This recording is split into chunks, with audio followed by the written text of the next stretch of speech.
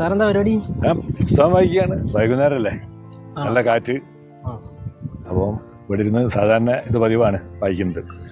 ഏതാ പുസ്തകം? പുസ്തകം നിഷ്പക്ഷ നീതിയും അധികാര ദുർവിനിയോഗവും എന്ന ഒരു ഗ്രന്ഥമാണ്. അത് PG രവീന്ദ്രൻ എഴുതിയതാണ്.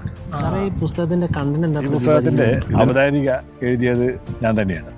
1-ാമത്തെ അധ്യായത്തിൽ അദ്ദേഹം എഴുതുന്നത് പുത്തൻ നീതി ദേവത, 2-ാമത്തത് അധികാര ദുർവിനിയോഗവും നിയമവാഴ്ചയും, 3 ജാമ്യമോ ജയിലോ, 4 സ്വതന്ത്രവും നിഷ്പക്ഷവുമായ നീതിന്യായ വ്യവസ്ഥ, 5 പ്രതിബദ്ധത വിധേയത്വം, 6 സായാഹ്ന സ്വപ്നങ്ങൾ, 7 വ്യവസ്ഥാപിതമായ അഴിമതി.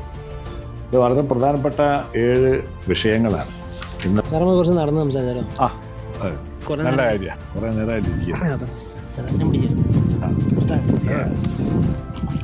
ഇന്ന് നമ്മുടെ നിത്യജീവിതത്തിൽ നമ്മെ എല്ലായ്പ്പോഴും ഒരു തരത്തിലല്ലെങ്കിൽ മറ്റൊരു തരത്തിൽ ബാധിക്കുന്ന ഒരു വിഷയമാണ്. വളരെ നല്ലൊരു പുസ്തകമായിട്ടാണ് ഞാനതിനെ കരുതുന്നത്. കാരണം സാധാരണ ജനങ്ങൾക്ക്, പണ്ഡിതന്മാർക്കല്ല, സാധാരണ ജനങ്ങൾക്ക് വായിച്ചാൽ എളുപ്പം മനസ്സിലാവുന്ന ഒരു ഭാഷാ ശൈലിയിലാണ് രവീന്ദ്രൻ ഇത് എഴുതിയിട്ടുള്ളത്. ഇതിൽ ഭരണഘടനയെ പറ്റിയിട്ട് കുറച്ച് ദീർഘമായിട്ട് അദ്ദേഹം കൊടുത്തിട്ടുണ്ട്. അതിൻ്റെ ചരിത്രം, നമ്മുടെ ഭരണഘടന എഴുതിയത് എത്ര വർഷമെടുത്തു എന്നുള്ളതൊക്കെ വളരെ സംക്ഷിപ്തമായി രവീന്ദ്രൻ എഴുതിയിട്ടുണ്ട്. അതിലേറ്റവും വലിയ ഒരു വിവരം നമുക്ക് കിട്ടുന്നത് ഈ ഭരണഘടന, ഇന്ത്യൻ ഭരണഘടനക്ക് തുടക്കമിട്ടത്, അല്ലെങ്കിൽ ഇന്ത്യൻ ഭരണഘടനയെ പറ്റി ആദ്യം ചിന്തിച്ചത് MN റോയ് എന്ന ലോക കമ്മ്യൂണിസ്റ്റ് പ്രസ്ഥാനത്തിൻ്റെ നേതാവായിരുന്നു. അദ്ദേഹമാണ് ആദ്യമായിട്ട് പറഞ്ഞത്. പിന്നീട് VK കൃഷ്ണമേനോൻ, പണ്ഡിറ്റ് നെഹ്റു, അന്തിമമായിട്ട് അംബേദ്കർ. അപ്പോൾ അവിടെ ജാമ്യമോ ജയിലോ എന്നുള്ളതാണ്.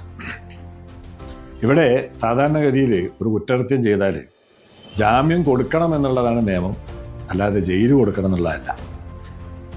ജാമ്യം ആണ് നിയമം, ജയിൽ അതിൻ്റെ ഒരു അപവാദമാണ്.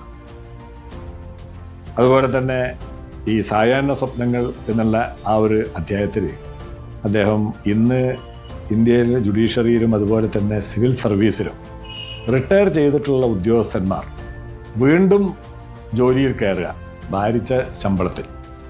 പെൻഷനുണ്ട്, ശമ്പളമുണ്ട്. അത് ശരിക്കും പറയുകയാണെങ്കിൽ ഒരു അനീതിയാണ് എന്നുള്ളതാണ് രവീന്ദ്രൻ്റെ ശക്തമായ അഭിപ്രായം. നമുക്കെല്ലാവർക്കും ആ അഭിപ്രായം തന്നെയാണ് ഉള്ളത്. പിന്നീട് പറയുന്നത് വ്യവസ്ഥാപിതമായ അഴിമതി എന്നതിനെ പറ്റിയാണ്. അത് നമുക്കൊക്കെ അറിയാം. ചെറിയൊരു ഓഫീസ് മുതൽ അങ്ങേയറ്റത്തോളം എന്തെങ്കിലുമൊക്കെ കൊടുത്തിട്ടില്ലെങ്കിൽ കാര്യങ്ങൾ നടക്കില്ല. ആൾക്കാർ കൊടുക്കാൻ തയ്യാറുമാണ്, ഉദ്യോഗസ്ഥന്മാർ വാങ്ങാൻ തയ്യാറുമാണ്. ആർക്കും ആക്ഷേപമില്ല. കാര്യങ്ങൾ നടക്കണമെങ്കിൽ ഇതൊക്കെ വേണം എന്നുള്ളതാണ് ഇന്നത്തെ വ്യവസ്ഥ. ആ വ്യവസ്ഥയെ തലനാരിഴ കീറി പരിശോധിച്ച് മുന്നോട്ട് വയ്ക്കുകയാണ് രവീന്ദ്രൻ ചെയ്യുന്നത്.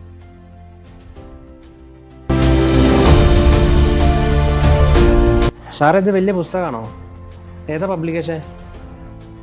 192 പേജേ ഉള്ളൂ. ഒരു കൈപ്പുസ്തകമാണ്. എളുപ്പം വായിച്ച് തീർക്കാവുന്ന അത്ര പേജുകളേ ഉള്ളൂ. അത്ര രസകരമായിട്ട് വായിക്കാവുന്ന ഒരു ശൈലിയിലുമാണ് രവീന്ദ്രൻ അത് എഴുതിയിട്ടുള്ളത്. ഇത് ഫാബിയൻ ബുക്സ് മാവേലിക്കര ആണ് പ്രസിദ്ധീകരിച്ചിട്ടുള്ളത്.